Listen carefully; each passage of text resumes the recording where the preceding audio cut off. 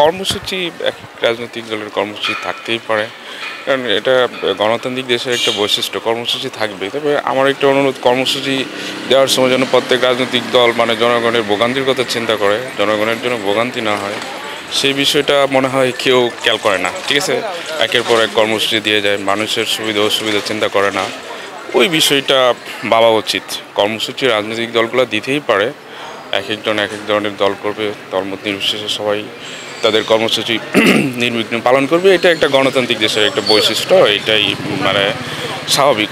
ঠিক আছে, এর আগে যেরকম কর্মসূচি থাকতো না, দিতে পারতো না মানুষ, তো সেটা খুব খারাপ ছিল। এখন কর্মসূচি দিবে, কিন্তু কর্মসূচি দিতে গিয়ে যেন জনগণের ভোগান্তি না হয়, এটা কিন্তু খেয়াল রাখতে হবে। ঠিক আছে, আশঙ্কা তো করি, কারণ ওরা এর আগে ওরা জানান দিছে যে ওরা মাঠে আছে, জানান দিছে, আশঙ্কা থাকবে। এটা আইনশৃঙ্খলা রক্ষাকারীর দায়িত্ব, ওটা ওরা বিবেচনা করবে। আমরা সাধারণ জনগণ, আমরা নিরাপত্তা চাই, এটি আমাদের চাওয়া আর কি। আমি আসলে সাধারণ মানুষ, আমি কোনো দলটল করি না। আমার আতঙ্ক, আমি যখন বাসা থেকে বের হই, যখন শুনি যে এরকম নিউজ দেখি যে আজকে ওদের কর্মসূচি থাকবে এই সেই, তখন আমার মাথায় তো একটা টেনশন কাজ করে যে আমি নিজেকে সেফলি চলার চেষ্টা করি, একটু সচেতন থাকি।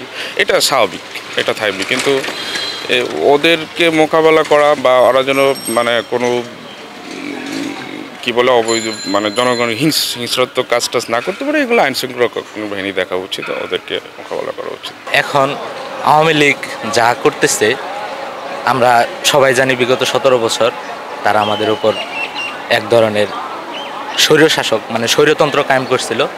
এখন তাদের যে কার্যক্রম, এটা কোনোভাবে আমি সাপোর্ট করি না। তাদেরকে যেহেতু বাংলাদেশের জনগণ লাল কার্ড দিকে দেশ থেকে বিতাড়িত করেছে, আমি মনে করি তাদের এই ধরনের সন্ত্রাসী কর্মকাণ্ড পুরো দেশকে অস্থিতিশীল করার জন্য এক ধরনের কার্যক্রম পরিচালনা করতেছে। তারা এই ধরনের কার্যক্রম যদি পরিচালনা করে, দেখা যাবে আমাদের দেশের অর্থনীতির জন্য এক ধরনের সংকট সৃষ্টি হবে। এরপরে বিদেশে আমাদের ভাবমূর্তি নষ্ট হবে। তারা ভাববে যে আমাদের দেশে এক ধরনের অস্থিতিশীল পরিবেশ সৃষ্টি হয়েছে। এক্ষেত্রে দেখা যাবে আমাদের বিদেশে বিনিয়োগও কম হতে পারে। এরপরে আমাদের বিদেশে যে আমাদের সেনাবাহিনীর বিশাল যে শান্তিরক্ষী বাহিনী, তারা যে কাজ করে, এক্ষেত্রে তাদের উপরও বিভিন্ন ধরনের নেতিবাচক প্রভাব পড়তে পারে। আমি মনে করি আওয়ামী লীগের এই ধরনের কর্মকাণ্ড এখন না করাই উচিত। তাদের বোঝা উচিত যে বাংলাদেশের জনগণ তাদেরকে এখন আর চাচ্ছে না।